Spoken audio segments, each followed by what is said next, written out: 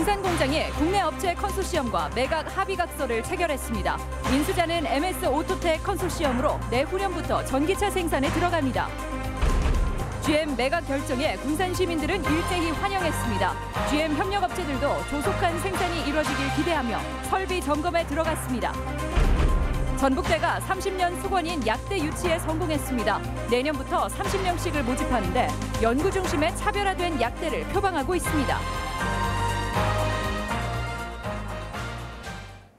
여러분 안녕하십니까? 전주 MBC 뉴스데스크입니다. 지난해 문을 닫았던 GM 군산 공장이 폐쇄 1년 만에 팔리게 됐습니다. 인수자는 중견 자동차 부품업체인 MS그룹 컨소시엄입니다.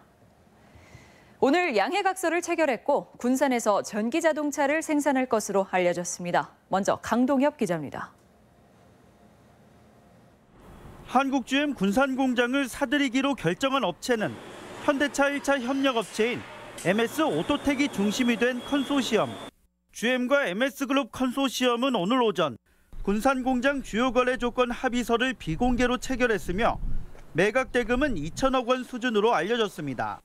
MS그룹은 연매출 1조 5천억 원이 넘는 중견기업으로 주력사는 MS 오토텍으로 경주에 본사를 두고 인도와 브라질에 공장을 세울 정도로 몸집을 키우고 있습니다. 인수협약이 계획대로 이뤄지자 전라북도는 안도하며 환영하고 나섰습니다.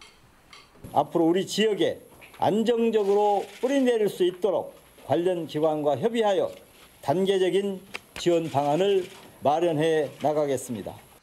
양측의 본계약은 6월에 체결될 것으로 전해진 가운데 이번 계약 내용은 재가동의 기대감을 높이고 있습니다.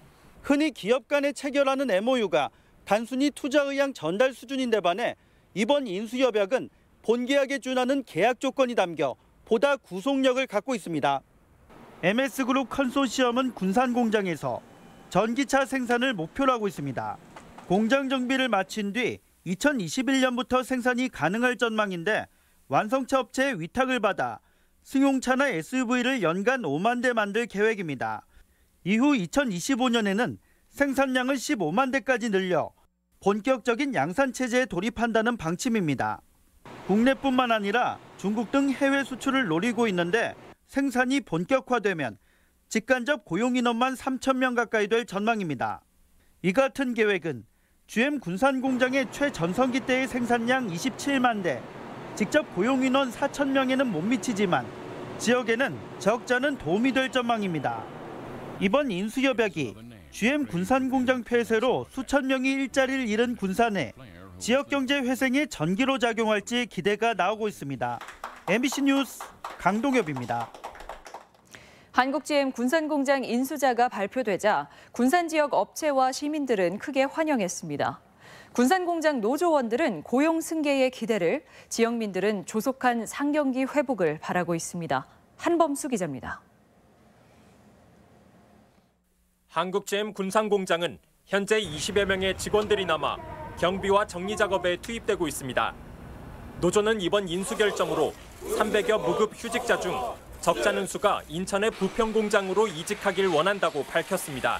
빠른 시간 안에 그 부평으로 무급자에 대한 부분을 전환 배치를 할 수 있게끔 해달라 해가지고 9월 달부터 11월 달까지. 하지만 한국 GM과 인수업체 간의 고용 승계 문제가 완전한 타결점을 찾지 못해 성사 가능성은 장담할 수 없는 상황입니다. GM의 기존 협력업체들은 인수업체가 전기차 생산에 주력할 것에 대비해 설비 전환과 인력 재배치 계획을 구상하고 있습니다. 설비와 또 인력, 인프라를 갖고 있기 때문에 당연히 어떤 견적이라든가 소싱에 참여할 수 있는 어떤 그런 권한. 군산 공장 주변의 업주들과 상인들은 누구보다 인수업체 가동이 빨리 이뤄져야 한다고 입을 모았습니다. 다만 정상적인 가동까지는 1, 2년이 더 걸릴 것이라는 예측이 지배적인 상황이어서 섣부른 기대는 이르다는 입장도 보였습니다. 불확실성이 있었던 GM 그 큰 섹터가 길이 정해져 있다는 것만으로도 앞으로 희망을 가질 수 있다는 건 있죠.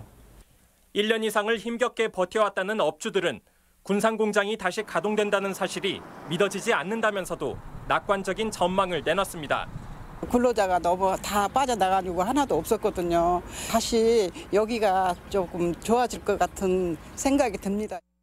지역민들은 이번 결정을 환영하면서 인수업체가 언제 어떻게 가동을 시작할지 이목을 집중하고 있습니다. MBC 뉴스 한범수입니다. 이번에는 강임준 군산시장을 만나 이번 인수의 의미 그리고 지역에서 바라보는 앞으로의 전망 들어보겠습니다. 대담의 임홍진 기자입니다. 시장님 안녕하십니까? 예, 안녕하세요. 이번 한국 GM 군산공장 매각 결정으로 군산 경제가 곧바로 좋아지는 것은 아니겠지만은 고용률이나 실업률 장기적으로 봐서는 호전될 텐데 어떻게 보고 계십니까? 예, 이 경제라는 것은 이 마음가짐이잖아요, 이게. 그래서 우리 시민들께서도 군산의 희망을 볼 수 있기 때문에 앞으로 그런 과정 속에서 우리 시민들도 함께 참여를 해서 기업이 군산에서 안착을 하고 또 성장할 수 있도록 같이 할 수 있다고 이렇게 생각을 합니다. 예. 인수업체가 얼마나 빨리 지역에서 생산 라인을 가동할지 모두 이제 궁금해하고 있는데 군산시에서는 앞으로 어떤 역할을 하게 됩니까? R&D 부분 같은데 우리 군산시가 함께 할 수 있는 부분. 물론 그 전에는 우리가 행정적인 절차와 기업이 군산에서 기업 활동을 할 수 있도록 그런 여러 가지 여건을 만들어주는 역할들을 저희들이 좀 철저하게 준비를 해서 해줘야겠고요. 지역 내 군산공장 협력업체들도 이번 인수에 큰 관심과 함께 환영을 하고 있는데 지역 업체들과의 상생 방안 어떻게 보고 계십니까? 네, 업체들로서는 엄청나게 지금 큰 기쁜 소식이죠. 그래서 앞으로도 이런 지역 업체들과 연계를 해서 이 자동차를 생산해낼 수 있도록 우리 시도 노력을 해야 되고요. 또 기업들도 거기에 걸맞는 그 기술이랄지 그다음 또 제품을 개발을 해서 서로 상생할 수 있는 방법을 찾아야 될 것 같습니다. 군산공장 휴직자들의 고용 승계 문제는 어떻게 전망하고 계십니까? 한 번에는 말하자면 전체 인원을 필요로 하는 것이 아니기 때문에 안 되지만은 좀 시간이 가면 갈수록 그런 자동차에 근무했던 분들은 많은 취업이 될 걸로 보고요. 또 저희들도 또 그런 분들이 또 취업을 재취업을 할 수 있도록 교육이랄지 이런 부분들을 시에서 좀 역할을 해서 취업을 할 수 있도록 많이 도와줘야 된다고 생각을 합니다. 예, 알겠습니다. 시장님 오늘 말씀 감사합니다. 예, 감사합니다. 네, 다음 소식입니다. 전북대가 30년 수건인 약학대학 유치에 성공했습니다. 내년부터 30명 정원으로 선발하고 지역 인재를 키우기 위해 지역 인재 전형을 대폭 늘리겠다고 밝혔습니다. 송인호 기자입니다. 교육부는 전북대와 제주대를 내년도 약학대학 신설대학으로 최종 발표했습니다. 전북대는 개업을 목표로 하는 일반 약대와는 달리 제약산업을 선도하는 산업약사와 의료 전문가 양성을 위한 임상약사 분야로 특화됩니다.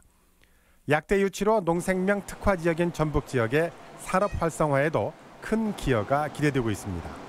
신약 개발로 이제 기반 산업할 시대가 지금 도래하고 있다고 생각하는데 약학대학이 있음으로써 120%, 200% 할 수 있는.